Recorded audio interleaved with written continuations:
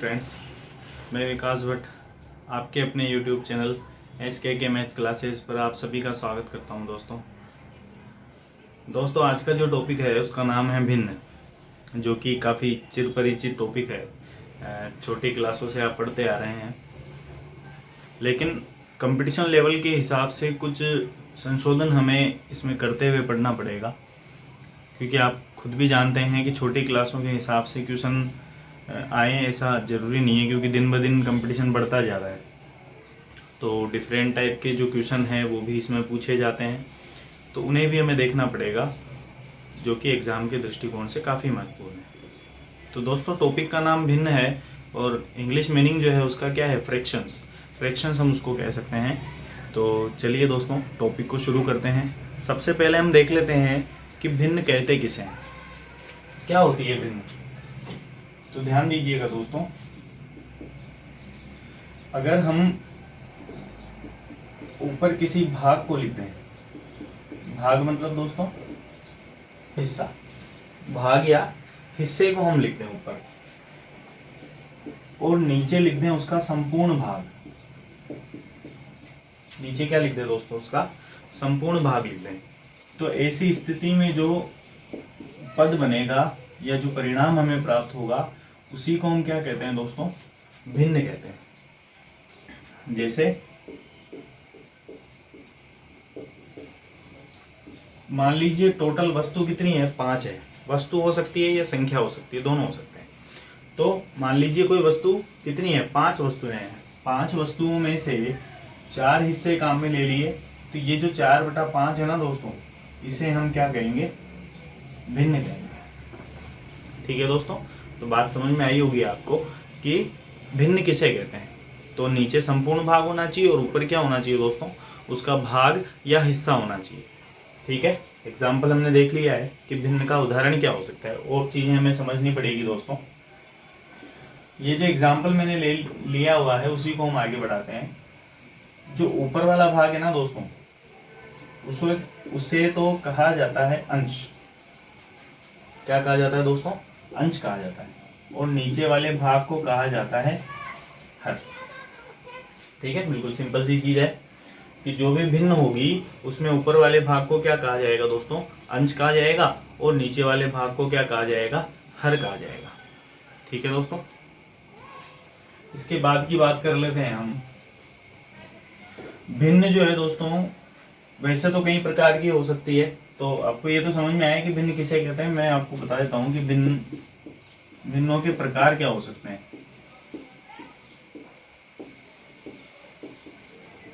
भिन्नों के प्रकार, ठीक है। तो भिन्नों के प्रकार वैसे तो 2 माने जाते हैं। कौन कौन से, एक तो होती है दोस्तों उचित भिन्न,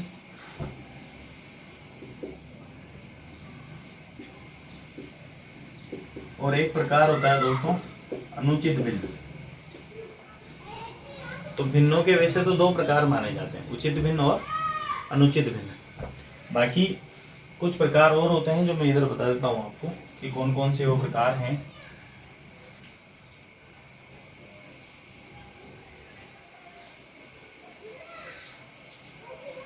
इसको तो आप समझ गए होंगे, मैं इस साइड लिख देता हूं इसको, कि जो ऊपर वाला भाग है उसको अंश कहा जाता है और नीचे वाले भाग को हर कहा जाता है, और पूरा जो पद है उसे क्या कहा जाएगा, भिन्न कहा जाएगा। ठीक है, तो भिन्नों के प्रकार कौन कौन से हैं दोस्तों, उचित भिन्न है, अनुचित भिन्न है। कुछ प्रकार और हैं जिनकी बात हम करेंगे, पहले हम इन दोनों प्रकारों को देख लेते हैं। क्या मतलब है इनका, समझिएगा। यदि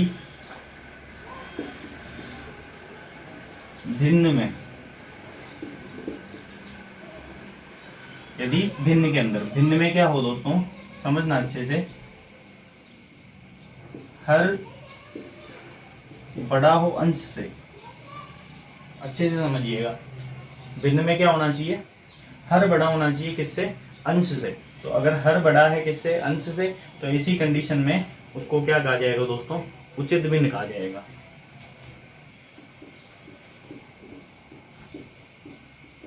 जैसे कुछ एग्जाम्पल मैं बता देता हूँ आपको।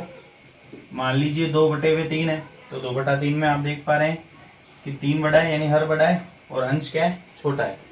इसी तरीके से 1/5 में भी क्या है, 1 छोटा है और हर यानी 5 बड़ा है। 3/7 हो सकता है।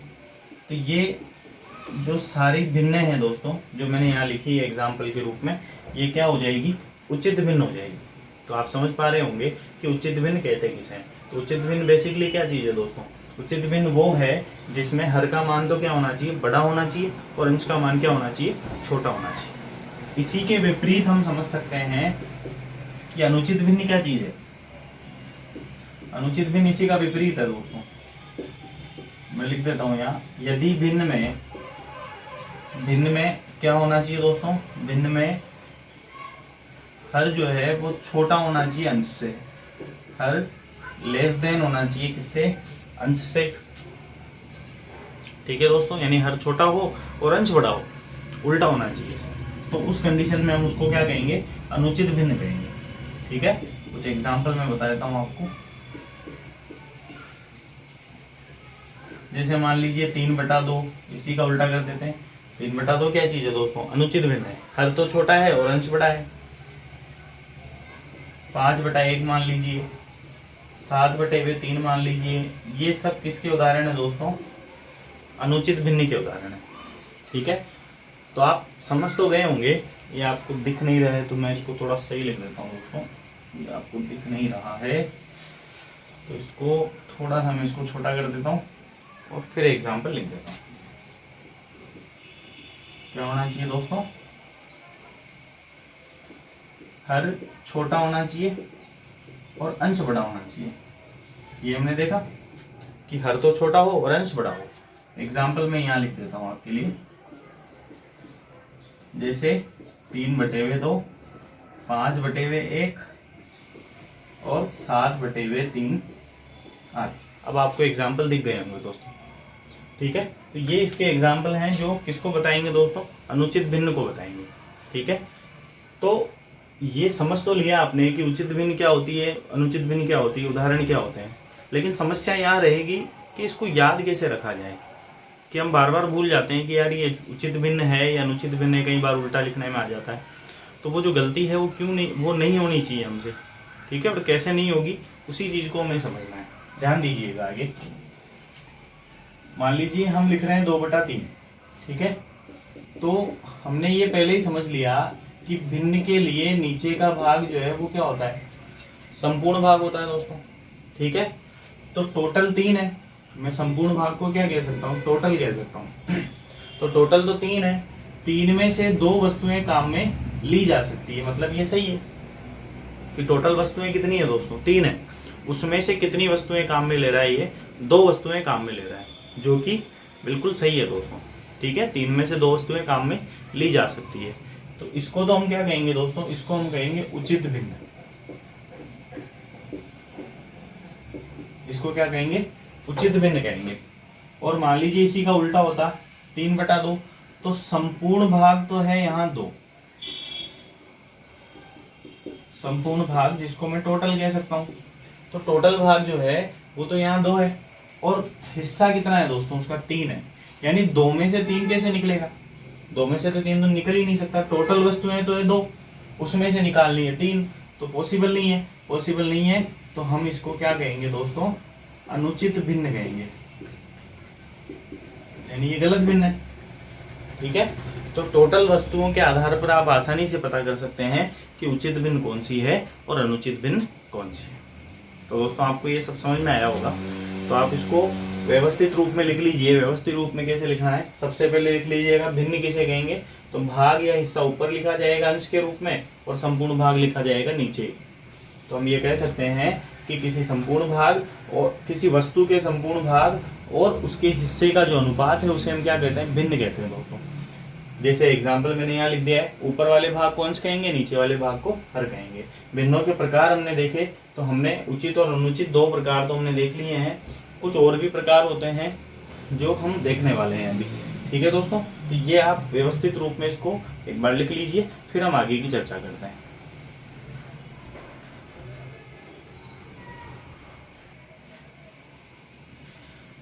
तो आगे की भिन्न देख लेते हैं दोस्तों। भिन्नों के दो प्रकार हमने देख लिए हैं, एक उचित भिन्न है और एक अनुचित भिन्न है। आगे के प्रकार देखते हैं क्या होते हैं। तो तीसरा प्रकार अगर मैं मानूं तो तीसरा प्रकार मान सकता हूं मैं साधारण भिन्न।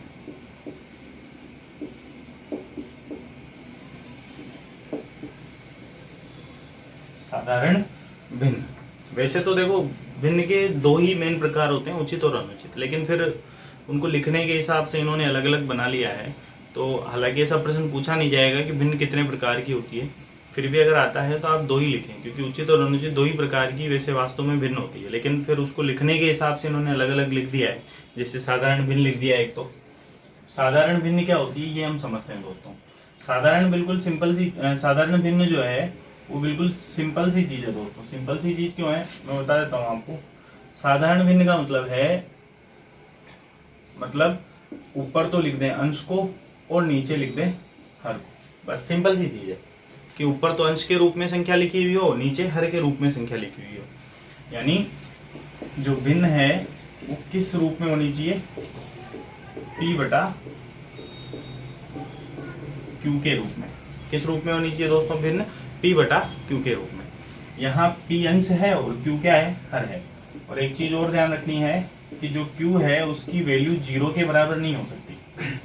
q की वैल्यू किसके बराबर नहीं हो सकती दोस्तों, 0 के बराबर नहीं हो सकती। 0 के बराबर क्यों नहीं हो सकती, क्योंकि जैसे ही आप वहाँ 0 लिखेंगे तो आपको एक ऐसा मान प्राप्त होगा जिसका कोई अस्तित्व नहीं है, ठीक है ना, जिसका कोई अस्तित्व नहीं है। तो उसको हम कह सकते हैं इनफाइनाइट बोल सकते हो आप, या एक ऐसी वैल्यू बोल सकते हो जो संभव नहीं है, ठीक है ना। तो ये थोड़ा सा आपको ध्यान रखना है कि q की जो वैल्यू है वो 0 के बराबर नहीं रखनी, यानी 0 के अलावा कोई सी भी संख्या रख दीजिए वो एग्जिस्ट करेगी उस जगह, ठीक है। तो साधारण भिन्न की परिभाषा अगर हम देखें तो क्या हो जाएगी, यदि किसी संख्या को p बटा q के रूप में लिखा जाए और वहां पर q is not equal to 0, तो उस स्थिति में उसको क्या कहा जाएगा दोस्तों, उसको कहा जाएगा साधारण भिन्न। कुछ एग्जाम्पल हम ले लेते हैं, ठीक है। मान लीजिए 2/3 है, 4/5 है, 1/2 है, 4/3 है आदि। एक चीज ध्यान रखिएगा दोस्तों, इसमें उचित और अनुचित दोनों हो सकती है, ठीक है। यहाँ केवल बात किसकी कर रही है, साधारण भिन्न की। और साधारण भिन्न कैसे लिखी जाती है, ऊपर अंश और नीचे हर। अब अंश बड़ा हो सकता है या छोटा हो सकता है, वो कंडीशन अलग अलग है, तो वहाँ ये बात नहीं करनी है अपने को। यहाँ केवल सिंपल सी चीज है कि साधारण भिन्न क्या होती है। तो साधारण भिन्न में अंश और हर के रूप में हमें लिखना है, यानी p बटा q के रूप में लिखना है। तो कैसे भी लिख सकते हैं, अंश बड़ा भी हो सकता है, छोटा भी हो सकता है, यानी यहाँ पर दोनों भिन्न हो सकती है। कौन सी भिन्न, इसमें उचित भिन्न भी हो सकती है और अनुचित भिन्न भी हो सकती है। तो आपको ये समझ में आया होगा कि साधारण भिन्न क्या होती है, ठीक है दोस्तों। आगे की बात कर लेते हैं। साधारण भिन्न के बाद बात करते हैं हम मिश्र भिन्न की,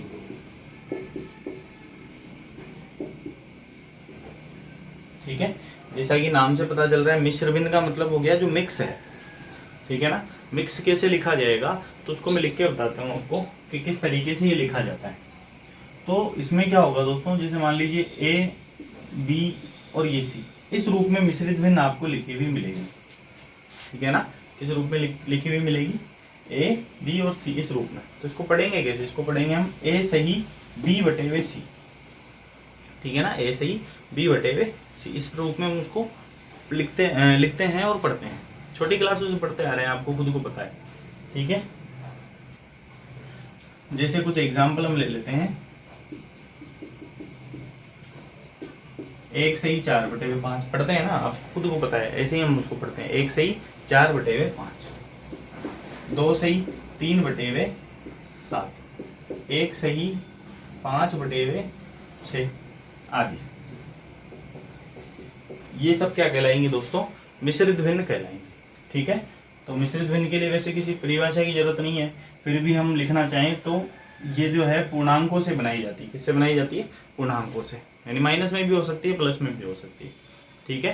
तो पूर्णांकों से जो संख्या बनेगी मिश्र रूप में, उसको हम क्या कहेंगे, मिश्रित भिन्न कहेंगे, ठीक है, एग्जाम्पल मैंने बता दिए हैं आपको। परिभाषाएं वैसे ज़्यादा पूछी नहीं जाती है और इस टॉपिक से तो बहुत कम चांस हैं, कोई रेयर चांस है कि परिभाषा आ जाए, और आ भी जाती है तो आप आसानी से कर सकते हैं, ऐसा कोई विशेष दिक्कत नहीं है। टॉपिक पढ़ने के बाद आपको कहीं दिक्कत नहीं आने वाली। ध्यान दीजिए आगे, तो इसे हम कहेंगे मिश्रित भिन्न। ठीक है, एक भिन्न का प्रकार होता है दोस्तों दशमलव भिन्न। और मैं बार बार आपसे कह रहा हूं कि भिन्नों के ये जो प्रकार हैं ये लिखने के हिसाब से कि उसको लिखा कैसे जाता है, उस हिसाब से इसको लिखा गया। ठीक है, तो दशमलव भिन्न क्या होती है वो देख लेते हैं। तो परिभाषा अगर आप लिखना चाहें, यदि हर के स्थान पर, है ना, किसी भिन्न में, ठीक है ना, किसकी बात कर रहे हैं दोस्तों, अपन भिन्न की बात कर रहे हैं।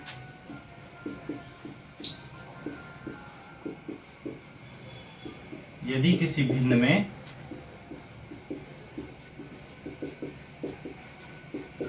हर के स्थान पर 10, 100, 1000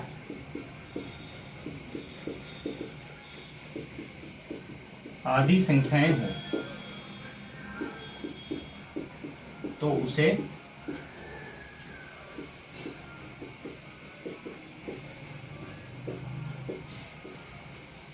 दशमलव भिन्न कहते हैं। क्या कहते हैं दोस्तों, दशमलव भिन्न कहते हैं। तो दशमलव भिन्न के लिए हर के स्थान पर क्या होना जरूरी है दोस्तों, 10, 100 और 1000। ठीक है, आगे भी हो सकता है। तो इसके कुछ एग्जाम्पल मैं बता देता हूँ आपको, जिससे आप क्लियर कर पाएँ कि वास्तव में दशमलव भिन्न क्या है। जैसे मान लीजिए 7/10 मैंने लिख दिया, तो ये दशमलव भिन्न होगी। दशमलव भिन्न क्यों होगी दोस्तों, क्योंकि हम इसमें दशमलव के रूप में लिख सकते हैं, यानी 7/10 को हम क्या लिख सकते हैं, 0.7। ठीक है, इसलिए इसे क्या कहा जाएगा दोस्तों, दशमलव भिन्न कहा जाएगा। एक एग्जाम्पल मैं और बताता हूँ आपको, 3/1000। अगर आप इसको लिखेंगे तो 3 संख्या बाद पॉइंट लगाएंगे, यानी इसको क्या लिख सकते हैं आप, 0.003। ठीक है दोस्तों, तो ये जो पद है या ये जो संख्या है या ये जो भिन्न है, इसे क्या कहा जाएगा, दशमलव भिन्न या दशमलव संख्या कहा जाएगा। ठीक है, तो दशमलव भिन्न के लिए हर के स्थान पर क्या होना जरूरी है दोस्तों, 10, 100, 1000 इस प्रकार की संख्याएं होना आवश्यक है। तो आप समझ गए होंगे कि साधारण भिन्न क्या होती है, जिसे p/q के रूप में लिखा जा सके। मिश्रित भिन्न क्या होती है, जिसे a सही b/c के रूप में लिखा जा सके। और मिश्रित भिन्न के बाद में कौन सी भिन्न है दोस्तों, दशमलव भिन्न। दशमलव भिन्न कौन सी होगी, जिसमें हर के स्थान पर क्या लिखा जा सके दोस्तों, 10, 100, 1000 आदि संख्याएं लिखी जा सके, ताकि भाग लगाने पर उनको दशमलव रूप में लिखा जा सके। तो ऐसी संख्याएं क्या कहलाती है दोस्तों, दशमलव भिन्न कहलाती है। ठीक है, आप इन सब पदों को नोट कीजिए, फिर मैं आपको एक इम्पोर्टेंट फैक्टर के बारे में चर्चा करते हैं हम, जो कि काफ़ी इम्पोर्टेंट है आपके लिए। ठीक है ना दोस्तों, तो वो इम्पोर्टेंट फैक्टर क्या है उसी की बात हम करेंगे, लेकिन आप इसको पहले उतार लीजिए।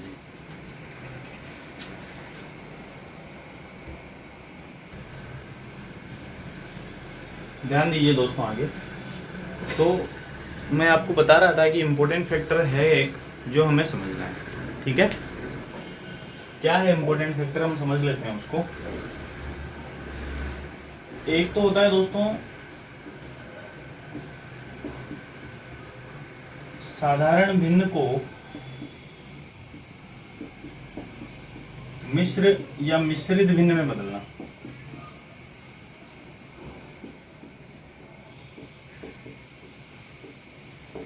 साधारण भिन्न को मिश्रित या मिश्र भिन्न में बदलना। तो कैसे हम बदलेंगे ये चीज हमें समझनी है दोस्तों। तो साधारण भिन्न जो होगी ना, वो किस रूप में होगी, मान लो p/q के रूप में है, तो उसको हमें बदलना है किस रूप में, a सही b/c के रूप में। ये काम हमें करना है दोस्तों। ठीक है, कैसे किया जाएगा यही हमें समझना है। ठीक है, देखते हैं। एक एग्जाम्पल मैं आपके सामने ले रहा हूं। मान लीजिए मैंने यहाँ लिख दिया 17/5। क्या लिख दिया दोस्तों, 17/5।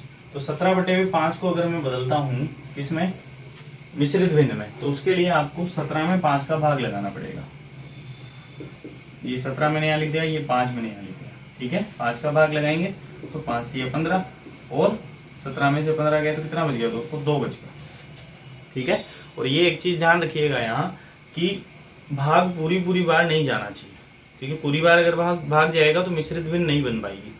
ठीक है ना, क्योंकि शेषफल 0 आ जाएगा फिर। तो पूरी बार भाग नहीं जाना चाहिए, ऐसी संख्या हमें लेनी पड़ेगी। ठीक है, तो उसको लिखेंगे कैसे ये चीज समझिएगा। भाग किसका लगा रहे हैं हम दोस्तों, 5 का। किसका भाग लगा रहे हैं, 5 का। कितनी बार गया, ये भागफल है दोस्तों, ये क्या है, भागफल।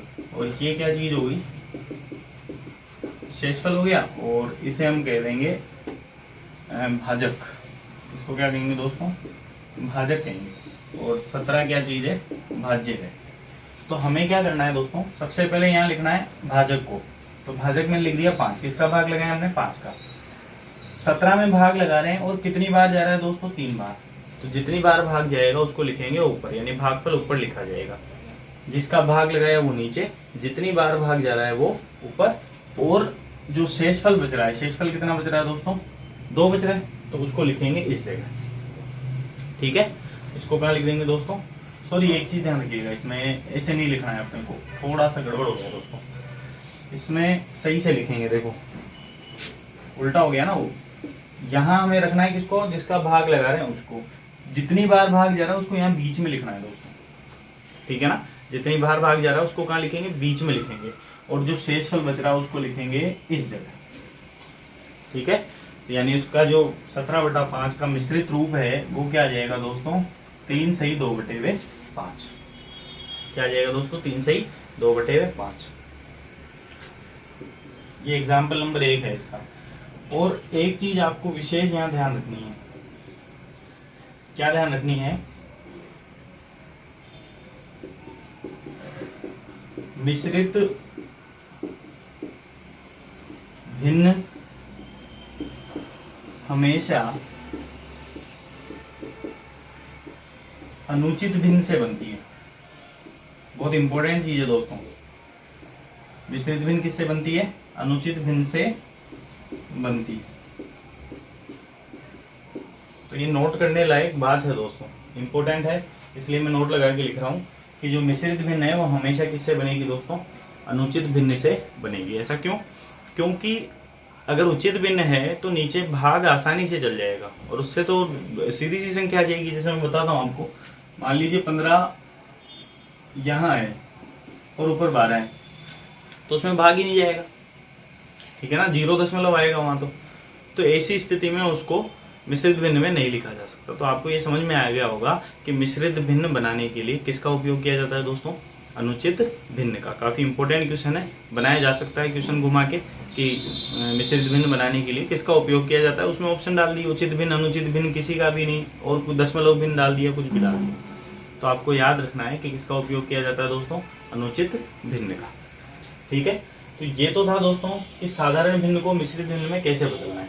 ठीक है, आप इसको पॉज करके जल्दी से उतार लीजिए।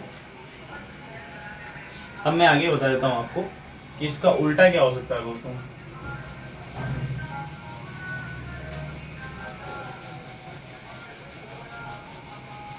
अब उल्टा मतलब क्या हो गया दोस्तों, उल्टा का मतलब हो गया कि मिश्रित भिन्न से साधारण भिन्न कैसे बनाई जाए।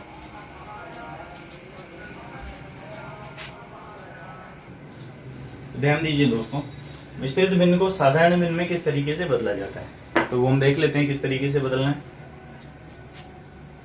तो इसमें क्या होगा दोस्तों, हमें a सही b बटा c को किस रूप में बदलना है, p बटे वे q के रूप में, यानी मिश्रित भिन्न से साधारण भिन्न बनानी है।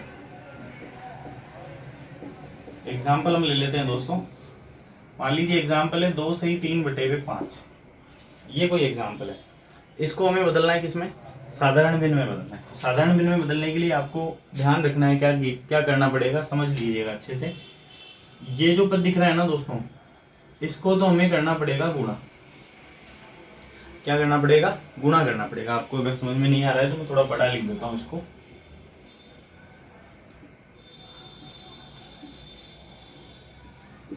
ठीक है, ढंग से समझिएगा, आप समझ में आ जाएगा आपके। ये जो पद है दोस्तों, इसको तो अपने को करना है गुणा। क्या करना पड़ेगा, गुणा करना पड़ेगा। फिर जो पद हमें प्राप्त होगा उसमें यहाँ जोड़ना पड़ेगा। जो पद प्राप्त होगा उसको इससे जोड़ लेंगे। ठीक है, तो हमें क्या मिल जाएगी दोस्तों, साधारण भिन्न मिल जाएगी। जैसे मैं इसको लिख देता हूँ, नीचे मैंने लिख दिया 5। ठीक है, मैं क्या बता रहा हूँ उसी को समझने की कोशिश कीजिएगा। 5 को तो गुणा करना है 2 से, 5 × 2। ठीक है, और क्या जोड़ना है दोस्तों, 3 जोड़ना है। तो मैं लिख देता हूँ +3।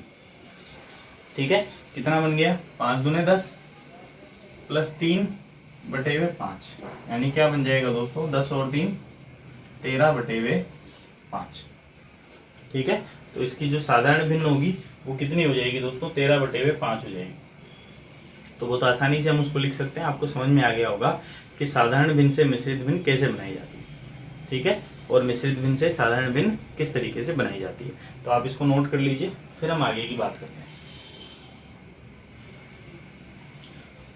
ठीक है दोस्तों, तो आपने ये जो टॉपिक है इसको बहुत अच्छे तरीके से समझा होगा, और ऐसी उम्मीद मैं हमेशा आपसे रखता हूँ कि आप बहुत अच्छे से प्रत्येक टॉपिक को पढ़ रहे हैं। और यही कारण है कि मैं नए से नए वीडियो आपके लिए बनाता जा रहा हूँ, ताकि आप अपने लक्ष्य की ओर बढ़ सकें और निरंतर अभिप्रेरित हो सकते हैं दोस्तों। क्योंकि जब तक आप अभिप्रेरित नहीं होंगे तब तक आप लक्ष्य की ओर नहीं बढ़ेंगे। आपको अभिप्रेरित होना पड़ेगा, और उसके लिए चाहे आप दूसरे से होइए या अपने आप हो जाइए, तो जैसा आपको ठीक लगता है वो ज़्यादा बढ़िया है। और आप खुद जानते हैं इस चीज़ को कि अगर स्वयं अभिप्रेरित हो रहे हैं तो उससे बड़ी चीज़ कुछ नहीं हो सकती दोस्तों। इसलिए कंटिन्यू मोटिवेट होते रहिए और कंटिन्यू अपने लक्ष्य की तरफ बढ़ते रहिए।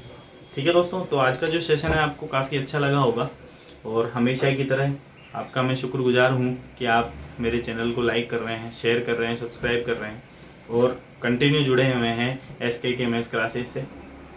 दोस्तों, क्लासेस कहीं चल रही है, काफ़ी टीचर हैं जो मुझसे अच्छा पढ़ाते हैं, और कई चैनल हैं जो अच्छा पढ़ा रहे हैं, डिजिटल प्लेटफॉर्म उपलब्ध करा रहे हैं, सब चीज़ें दे रहे हैं। और उसी दिशा में मैंने भी एक कदम बढ़ाया है दोस्तों। मैं ये नहीं कहता कि मैं उनसे बेस्ट हूँ, लेकिन मैं पूरी कोशिश कर रहा हूँ उनके लेवल तक पहुँचने की।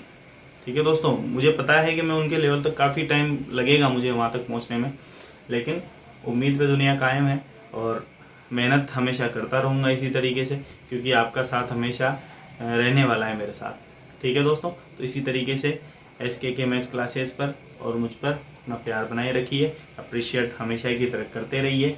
तो दोस्तों, मिलते हैं अगले वीडियो में। आज के लिए बहुत बहुत धन्यवाद मुझे सुनने के लिए, समझने के लिए टॉपिक्स को। जय हिंद, जय भारत दोस्तों।